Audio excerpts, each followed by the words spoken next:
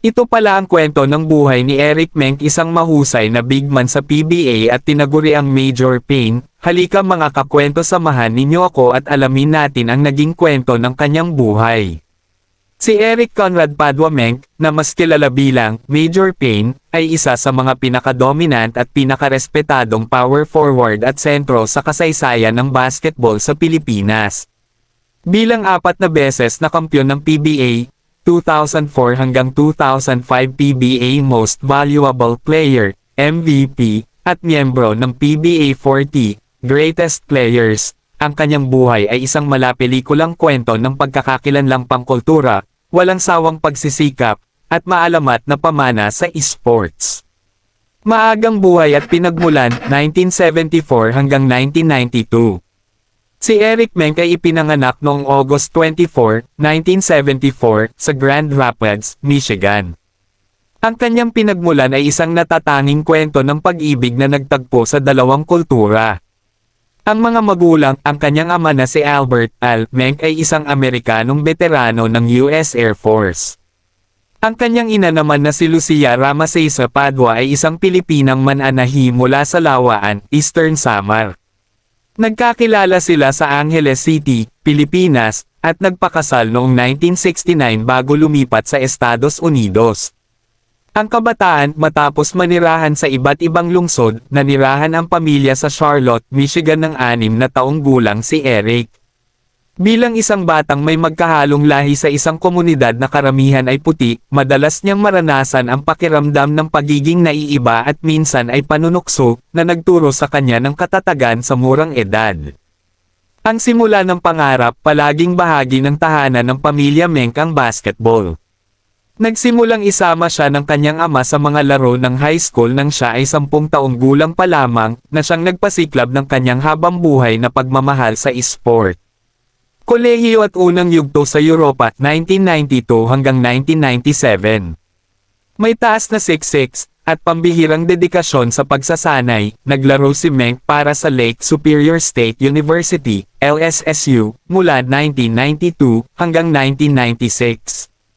Bituin ng LSSU, lubos niyang pinangibabawan ang Great Lakes Intercollegiate Athletic Conference, GLIAC.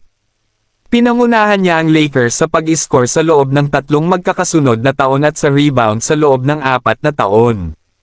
Noong 1996, kinilala siya bilang GLIAC Player of the Year.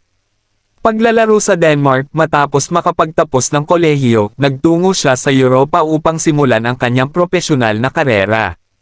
Lumagda siya ng 1 taong kontrata bilang import ng Horsens IC sa Danish Elite Division noong season 1996-1997, kung saan una niyang naranasan ang pisikal na laro sa propesyonal na basketball. Pagdating sa Pilipinas at paghahari sa PBL 1997-1999. Noong August 1997, dumating si Eric Menk sa Pilipinas, isang bansang hindi pa niya napupuntahan ngunit konektado sa kanya sa pamamagitan ng dugo. Kinuha siya upang maglaro para sa Tanduay Rum Masters sa amateur na Philippine Basketball League PBL. Kapanganakan ng isang alamat na alala ng veteranong team executive na si El Chua na nang unang dumating si Menk upang maglaro sa isang torneo sa Visayas at Mindanao, sobrang sikip ng kanyang sapatos kaya nagkaroon siya ng pasa sa lahat ng kanyang mga kuko sa paa, dahilan upang agad siyang bilhan ng tamang kagamitan. Hari ng PBL, dahil sa kanyang pisikal, teknikal, at halos hindi mapigil ang laro sa ilalim ng ring, naging hari si Menk sa PBL. Kasama ng mga magiging karibal tulad ni Asi Taulava, pinataas niya ang kasikatan ng liga, nagwagi ng 3 PBL MVP awards, at pinangunahan ang Tanduay sa maraming kampyonato bago ito lumipat sa PBA. Ang panahon sa PBA, Major Pain, at kaluwalhatian sa Ginebra 1999-2012. Nang sumali ang Tanduay sa Philippine Basketball Association (PBA) noong 1999, agad na gumawa ng ingay si Menk sa liga sa pamamagitan ng kahangahangang average na 20.1 puntos bawat laro sa kanyang rookie season.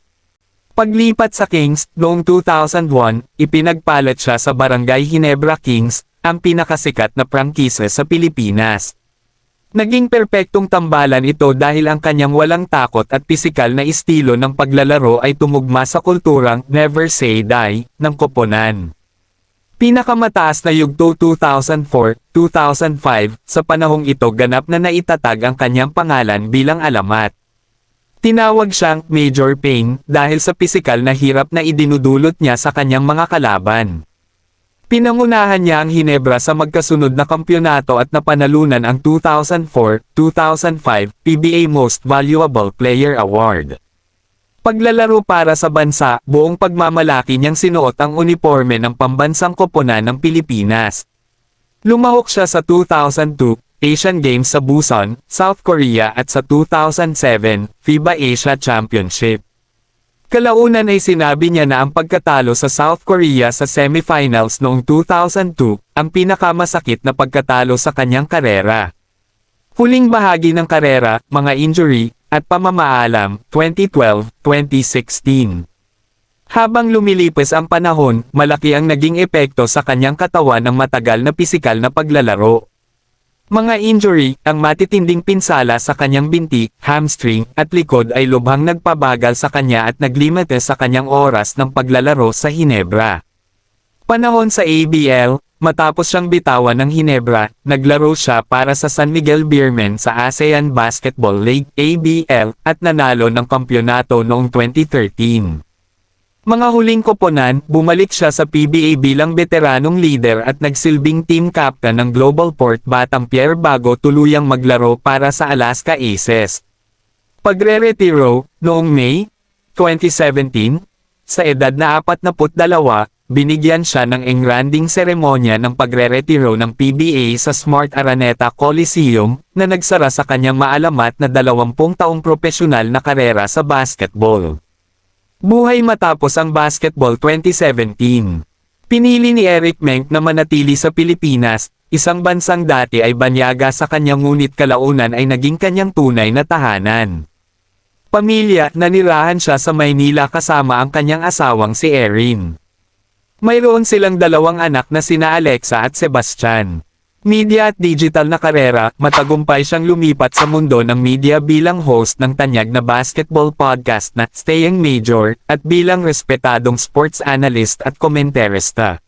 Nagustuhan nyo ba ang ating video mga kakwento? Wag mo naman kalimutang i-like ang video natin at i-follow mo na rin ako, para updated ka sa mga bagong video natin at i-comment mo na rin dyan sa baba kung saan lugar ka para alam ko kung saan nakarating ang ating video. Salamat!